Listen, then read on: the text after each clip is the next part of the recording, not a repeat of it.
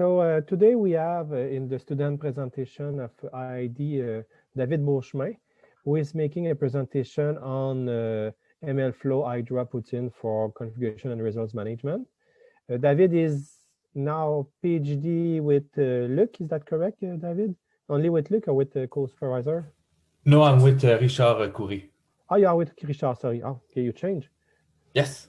Okay, okay, good. So you are, David is with Richard on a PG that is starting like last semester or at least not so far ago. So I will let David make this presentation. Thank you. Thank you, Christian. Yes, so today we'll speak about configuration and result management with Mlflow, Hydra, and Poutyne. This presentation is a follow-up with my previous presentation about reproducibility and machine learning. It was given in French, but this really aimed to give tools and highlight way to solve problem when you're doing a machine learning project. At the bottom of this slide, you can see a link that you can go and get all my presentation in French or English, and all the content is available online. So let's discuss what is the objective of the presentation. There's three. First, I would like to introduce you configuration and result management tools that I personally use, not in all projects, because sometimes I prefer more minimal one. Developing good practice in your machine learning project, and the best objective is improving your predictability. So a little bit about myself. Like Christian said, I'm a PhD candidate with Richard Coury. I've started last semester. Mostly, I've been introduced to reproducibility research in 2016 with R Markdown and Git, and there was the slide did not change. And do you see did you see the last change? Because I see in the chat that Fred asked it the PDF lecture did not work. Okay. No, it works. Is it working? Yeah, it works for me also. Yeah. Okay. Maybe it's the Frederic problem.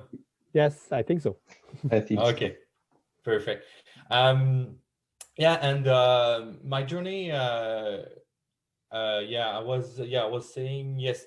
R Markdown and Git, and I participated with two colleagues, Nicolas Garneau and Mathieu Godbout, in RippleLang challenge, which is a challenge where you're trying to reproduce result.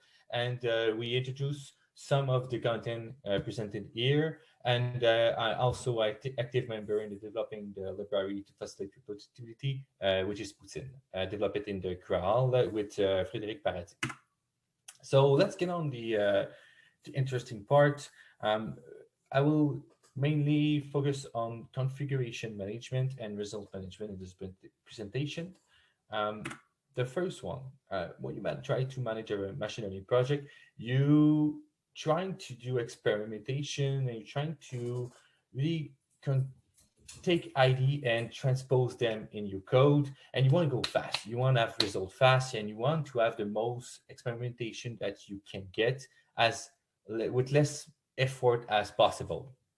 So it can really become cumbersome because you will have something like that where you have a config file and you just define some configuration and you just have a long list of never-ending configuration with some comments that you maybe put like a year ago or 6 months ago, and you're just not sure what is it now, and you don't even sure is it still useful in my project or how to work with them. So it's really difficult to maintain those kind of high configuration parameters. When you have one or two, it's easy, but when you get into have 10, 15, 20, and you try new stuff, new models, it's really get it out of your hands.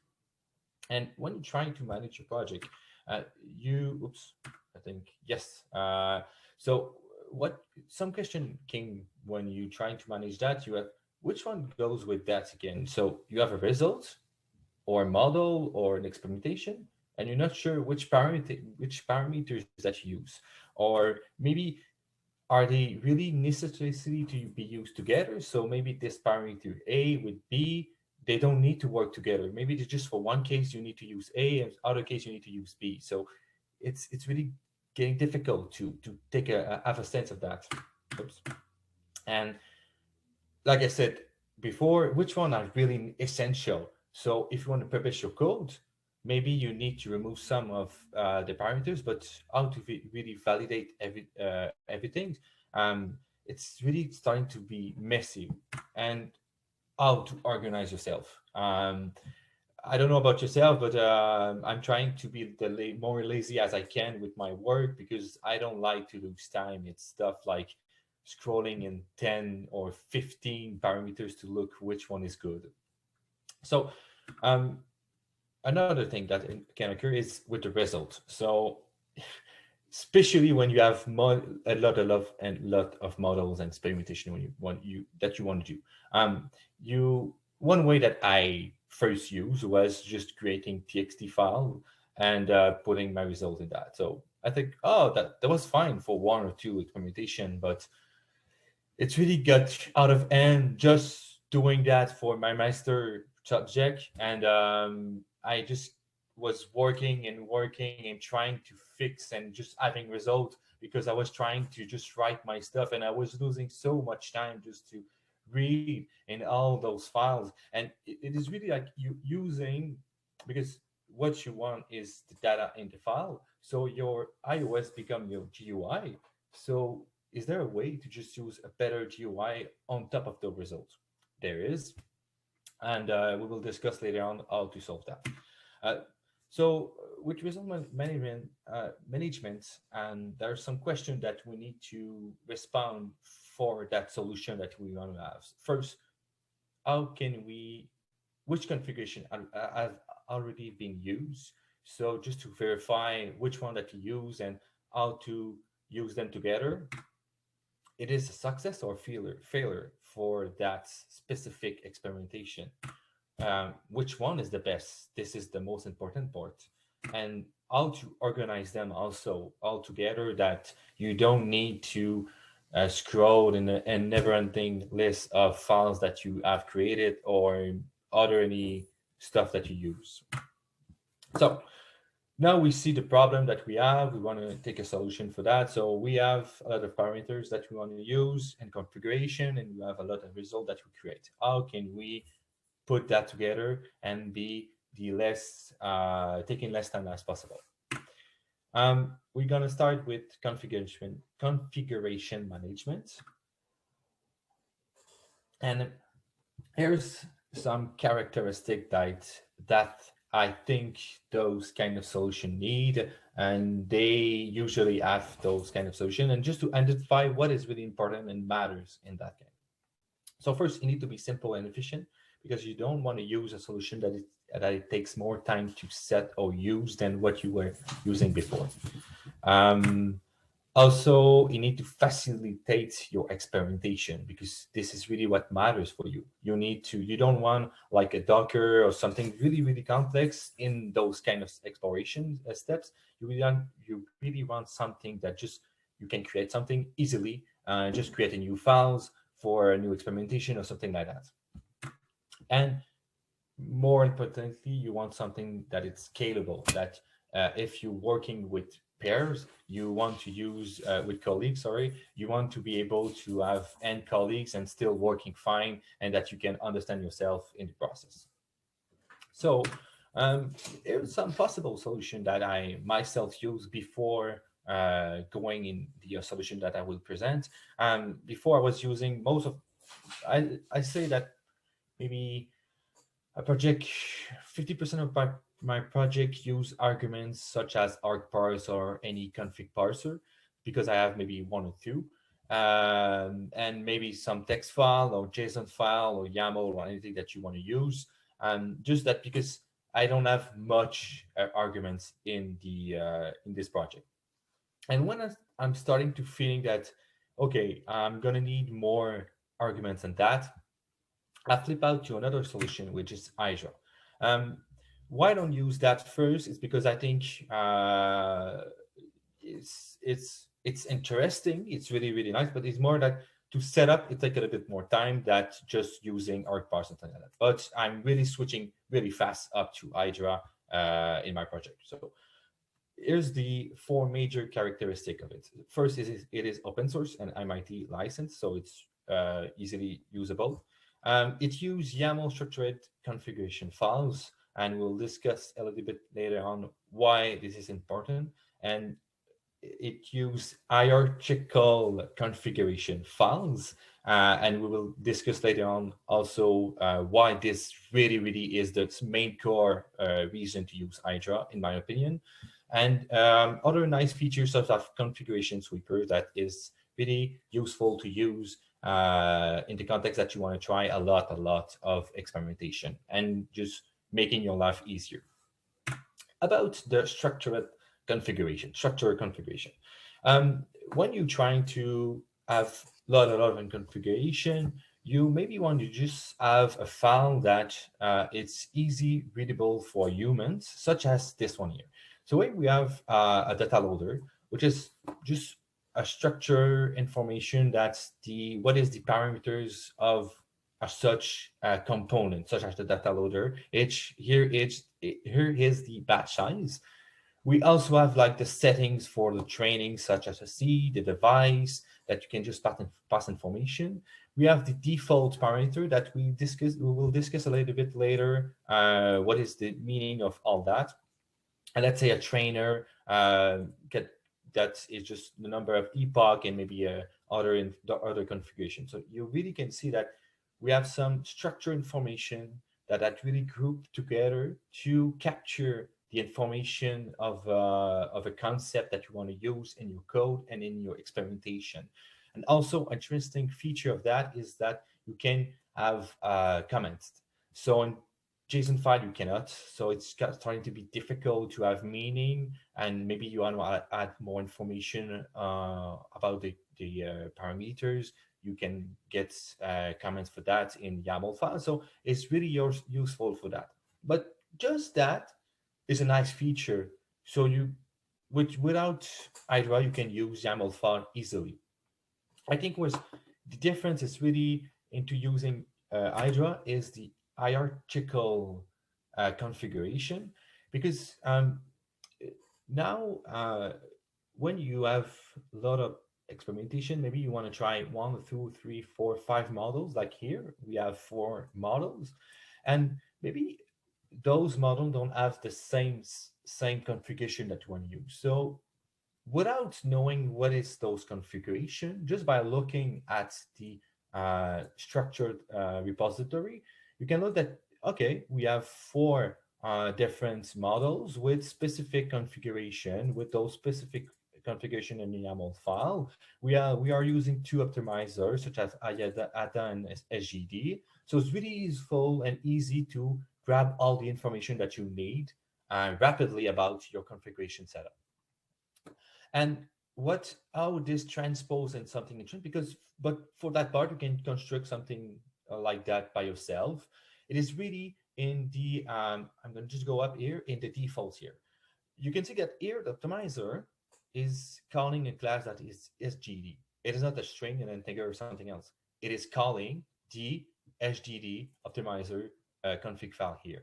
Same thing for model. It is calling the BLSTM model here that we have configuration here. So you construct, so it's the same thing as just replacing optimizer SGD by optimizer running rate and type written in the other YAML file.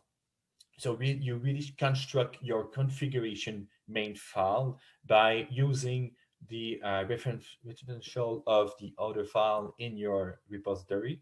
So in your code, you can just call something like that to get the learning rate of any optimizer that you want to use.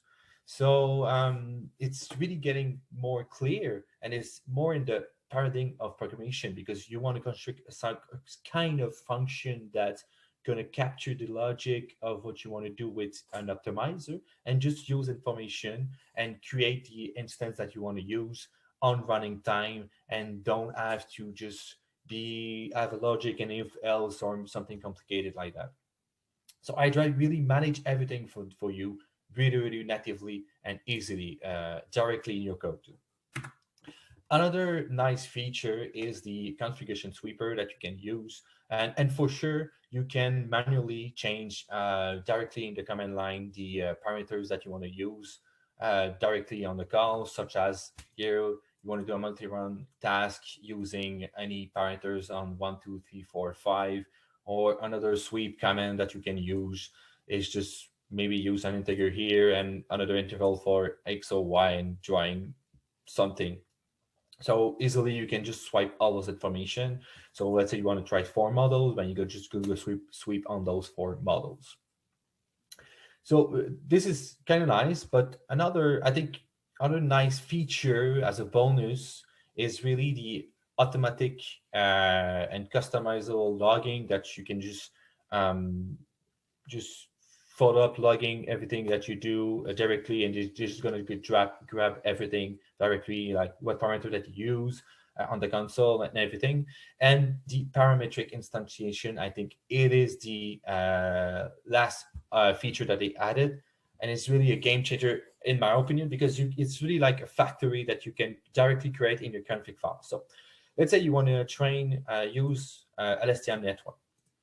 So you're going to have in your main config file something like models, and you're just going to define a target, which is in that case is the class models.lstm network, which is in a class in my code, and just define the parameter that you want to use. And that's it, nothing complicated, everything like before. But in the code, you can just use the instantiate method and just give them the configuration, and they're going to create the code. It's going to instantiate directly the class that you need. So it's really a factory without needed to use if else or something like that on Boolean flags or something. So it's really easy to use. No, not easy. It's really more meaningful in your code to use something like that. But like I said, if you have maybe just 1 or 2 configuration, it is not worth it to use something like that. But really, when you're trying to build something more with more and more experimental parameters, it's really started to be really interesting. Now, I spoke about all the positive points, and there is some negative one. The automatic logging is kind of interesting, but I think what I don't like about that library is when you start a project, they automatically change the behavior of your code. What I mean by that is, if I run my code without Hydra, I'm going to expect it to be run from the source file where I start any project. And if I start it with Hydra, it's going to start my project not directly in the source code, but it's going to create some directory with the pattern is usually like outputs, the dates, the hour, and you're going to have where the code is now coded. So if you try to import data, you need to use this command to really create an absolute part instead of a relative path, because your relative path not going to work. So this kind of strange behavior for such a library, but there's a workaround around it, so just by using this. But I think it's the most negative part of it, but it's not that much of a negative point. Now, we found a way to manage how to get all the configuration in an interesting manner. And how can we now manage our result? Because we create a lot of results, usually in a project. Some feature that, sorry, I'm going to just go back a bit. The interesting specification that we want to use, we want to have for such a tools is it need to be simple to use. It need to be really user friendly. It need to be a nice GUI to just show rapidly what you want to see, and not tie yourself with a complicated solution such as having an text file.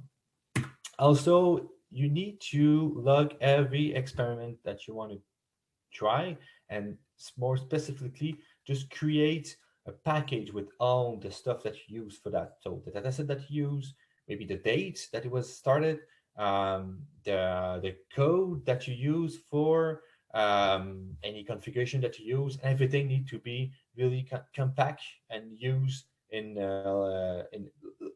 really make a picture of what you did. And lastly, a quick visualization of experiments, because you want just to, those two don't need to be really complex about graphic and everything. It just need to show you, okay, I can see that my results are better or worse, or okay, I've been overfitting or underfitting on everything, information like that. And add later on, you can really explore more your result. But just that, with that kind of tool, you just need to do, okay, this one is better than this one. Okay, those one I need to discard them because they just not good enough or something like that. So for myself, there's really other solution than Mlflow. I will presenting only Mlflow, but I think the most interesting other solution than Mlflow, if you don't like this one, is weights and bias, which is really similar, but I think the visualization is really more advanced than Mlflow, but they are equivalent in my opinions. So same kind of lessons also for the both, the both are open source and in Apache. For Mlflow, you have an automatic logins, simple visualization, and we aim to have an integration with Poutyne, because we are waiting for some license problem right now, and I will discuss later on what is the implication of that. Okay. First thing that you want to have for a solution like that is clearly automatic logging. But what exactly do you want to log? Because like I said before, Hydra log all the configuration is create not a repository, but a directory for that. But you don't want to navigate in all of that. So you want to maybe capture the code version, so the git hash, training timestamp, maybe a training success or failure stamp for that. Maybe computer configuration is important, because if you try on the computer, on let's say on Mac or on Linux, maybe you're gonna have different results or anything like that.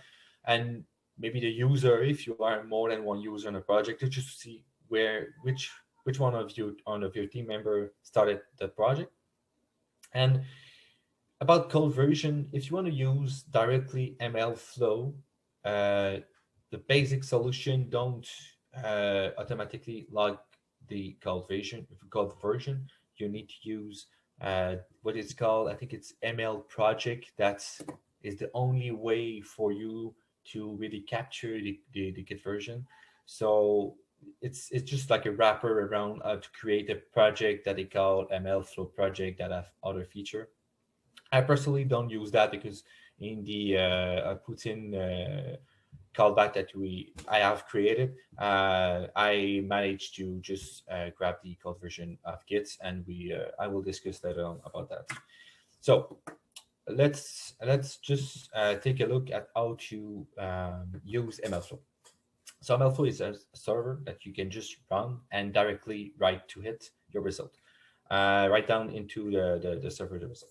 So the way to call it is you can just by the command directly from the command line. Just you write a port, and just this is just the H 127.00.1. It's just a way to manage the backend, store your URI files to really capture if you want to save such files, such as your model after training. The documentation is not perfectly clear about that. It was more trial and error how to manage to use that perfectly. But for now, until then, using that command line was working for me. Worked for me. But let's see what is looking to use Mlflow. So by using Mlflow, you're gonna have an interface like that you can just directly write information and experimentation, then you can just navigate through all those experiments. So here we have an interesting figure that just represent what it looks like. You can expect to have like at the time, and one row per row is going to be an experiment, and you're going to have result that you can just sort and just try to find parameter and take a look about it. So I'm gonna just launch correctly. I'm gonna just show you a live demo of it. I'm just a bit too long. I think it's this one. Yes.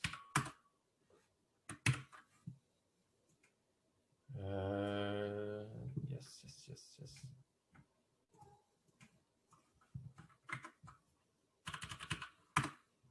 Oops. Oh. What is that? Why? Okay.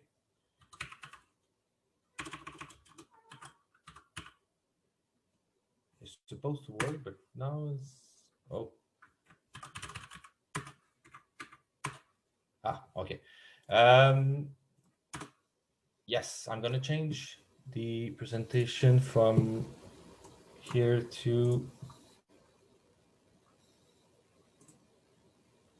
no. Okay, so you shall see the interface now. You can see that you need to define what is called experiment. An experiment is just a group, or let's say maybe a project that you can define. So let's say here I have a project Deep Tiger experiment. Another one is called experiment. And each experiment gonna include some other runs, which it's more like a configuration with some result. And I'm gonna go with that one. You can see rapidly, I can see, and maybe this one is more interesting because I have more. You can see here that every project with that sign is giving information about which one have worked, which one have not. You have the code version here, more information about all the configuration, and you can for sure just go into the rounds, and you have the information about the user, started and finish here because it's failed. All the information about the configuration, and in that case, no result. But if we go into that one, you can see here that I've saved my models. So I can just grab the model after later on and just try to retrain something. I have my matrix here. I can just here I've done only one epoch just for the presentation, so it's not more information. I don't give a lot of information, but you can see that rapidly I can get information that I want. I can go another one maybe just to show a more interesting figure than this one. This one should be no. That again the same thing. Okay.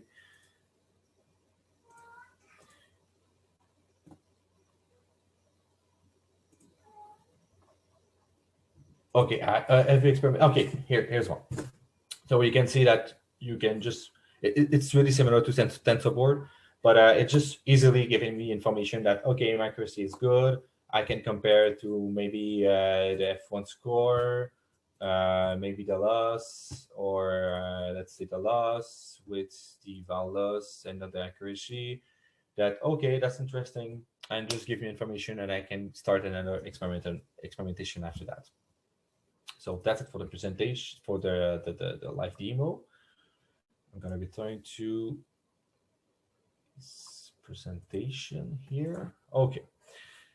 So like I said, it's really simple to use Mlflow in those kind of solution.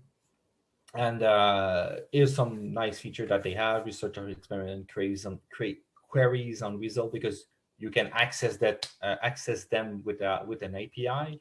So if you want to construct maybe graphics or for your for a presentation or an article, you can just directly query them and just create on the fly what you want directly from your result, visualization of metrics, exportation of result, and everything. So I really think that kind of solution should be used really adapt it really soon in your project, because if you start your project without using that, you're gonna lose some results. So really from the start, you need to start using that. That's why I've proposed an integration with Poutyne that is we are currently working on, because we the problem with the basic version of Mlflow is that the configuration parameters are not manually automatically logging, so you need to do it manually with a call to the Mlflow method. Metrics, same thing. They don't are automatically log it, and at each step or iteration. Same thing for the code, like I said before. So the proposition is to semi-automatically log the configuration parameters with their callback in Poutyne. Automatically, the metric at each step iteration are logged. Same thing for the code, and you can manually log a model also. And all that is done in validation, train, or test phase. So you can have a test accuracy, a val accuracy, and a train accuracy, or any metric that you want to use directly just by using Poutyne with the callback. So what it will be looking like using this when we will integrate it is something like that, with using for sure Hydra. So you have your config file here, and you just use your config file, and you create the Mlflow logger directly from the callback, and you just manually. This is the semi automatically manual logging configuration, because since it is a dictionary, you need to in loop log all the configuration, and directly during training, everything will be handled for the metric, for everything else. And at the end, if you want to log your model, you just do something like that. So just by using 3 lines of code, you can manage every step of your experiment logging. And the major problem for now why we don't have it is some part of the code of the Mlflow logger was inspired by another piece of work, and there's no license, and we are trying to reach to the owner of the code, and we don't have response for now. So you can use it in the pull requests, but be aware that this code is not licensed, so there's like you cannot use it if you are trying to use it in a commercial use or maybe academic use. And we are waiting for the owner of the code for that.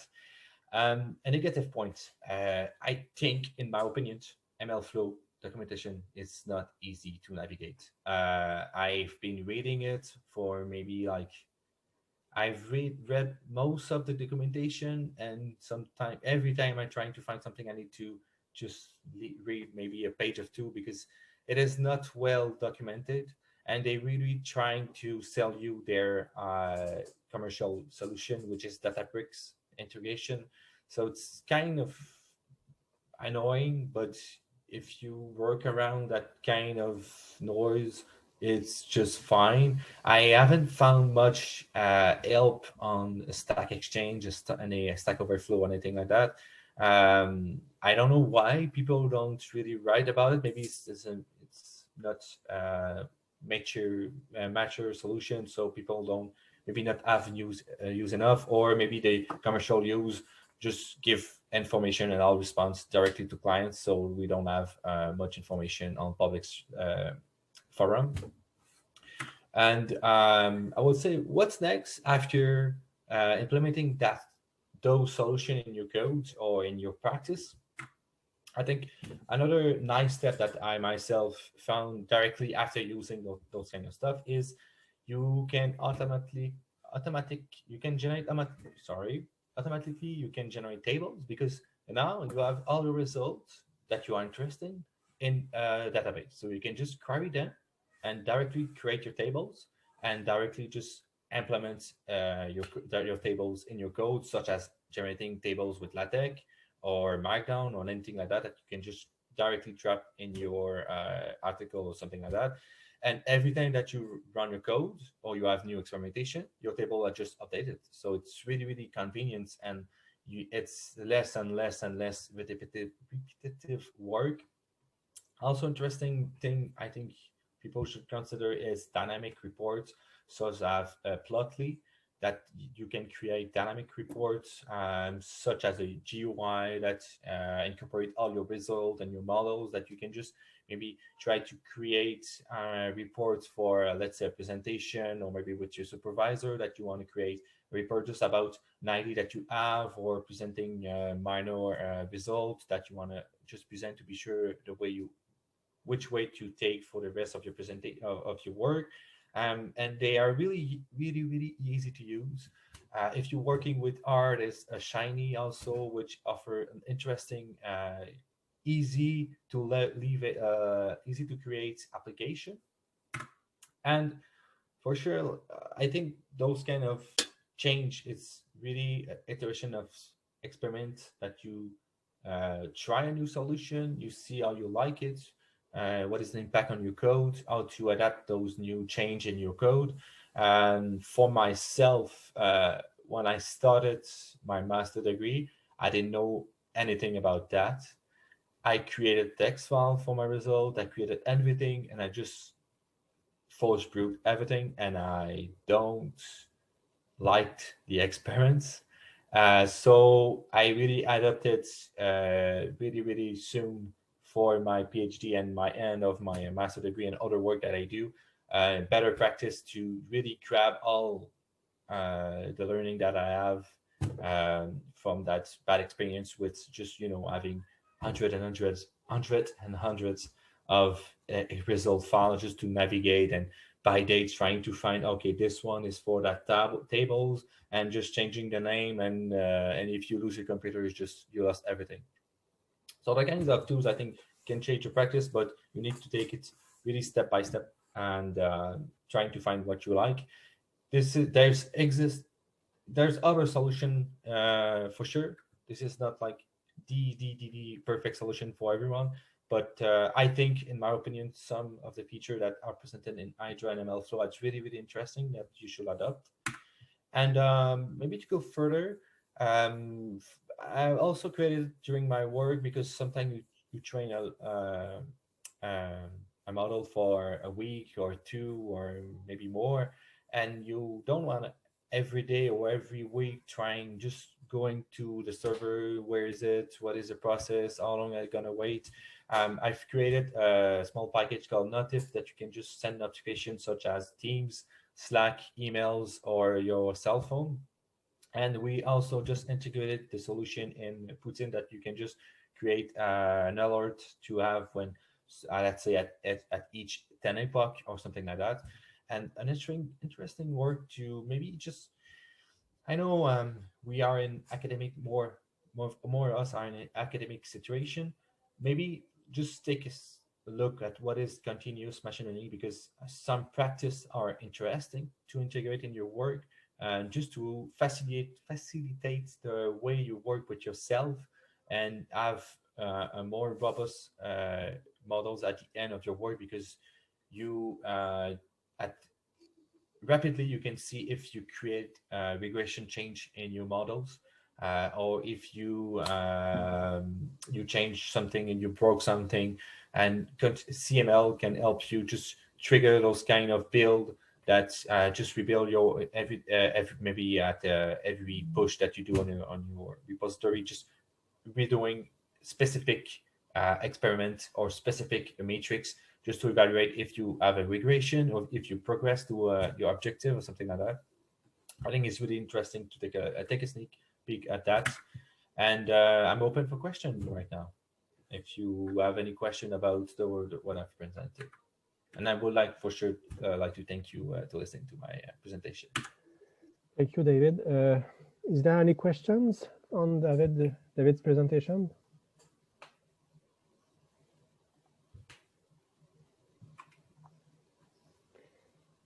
No question. I have one. On what you presented, basically, you talk about Mlflow, Hydra, Poutyne, and trying still to make sense about what it implies, but in terms of what you can do with these, is all this solution specific to do like deep learning, or can you do like more general machine learning, data mining, or whatever, data science with that? What are the, I would say, the elements that are specific to some techniques, and what is kind of general here? The interesting part of that is most of what I've presented can work from, except for Poutyne, that is more aiming to work with deep learning project. You can use Mlflow to any project that you like. It can be not even a machine learning project, because the Mlflow concept is more you log some metrics and you log some information into a database. So it can be you can work with scikit-learn or maybe any computer vision problem or anything like that. So it's really working well with that. And for Hydra also, if the only requirement for using Hydra is to have parameters. So the first Hydra at the beginning was more for web service. So when you create a web service, maybe you want to have a version A and a version B with a database A and a database B or something like that. So it was really more created for web service. And the owner of the lead developer of the project just said, oh, it's working well with other problems such as machine learning, because you have a lot of configuration. And the paradigm just changed a little bit, and the objective of the library changed a little bit to aim about machine learning, but you can use it with other solution. And the callback that I made can be used and maybe change a little bit some line of code in other project, or you can just inspire yourself just to find where you need to log and how to log stuff, such as, let's say you is using scikit-learn and you build a random forest and you just train your models, you have a prediction at the end, you can just manually log the prediction directly in Mlflow, and at the end you can just manually log the model. So you don't need to use Poutyne, but you can use Hydra in Mlflow in any project that you will like, and even not in machine learning. Okay, thank you for the answer. Welcome. Are there any questions from the attendees? I have a question. Yes. Thank you. First of all, thank you, David, for the presentation. It's a quick question about Mlflow. Can you save the results on the cloud, or is it only locally on your computer? You can build your anywhere that you want. So Okay. the one I've shown, it is on a computer at University Laval. The only thing that you need to do is just manage your networking with it. But I know that they have a Docker, so maybe you can just spin a Docker directly on any cloud service, and you just, in the command that I've shown here, you just need to manage the way to accessing it directly. So in that instance, I just opened the port 5000. I don't recall the reason of that, but I'm pretty sure it's for the backend source. So just by opening the port 5000, you can just directly maybe ping your cloud service and the port 5000, and you're gonna have access to all the data. Okay. It does not have to be local. Okay, thank you. So it's perfect, really perfect if you are working with a team. So maybe you have 2 or 3 researchers. You just open one Mlflow server for the teams, and you just log everything in that. Yeah. I've been using the Mlflow that way with a team of 3. Okay, thank you. You're welcome. Any other questions?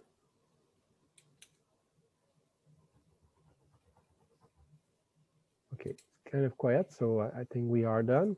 So thank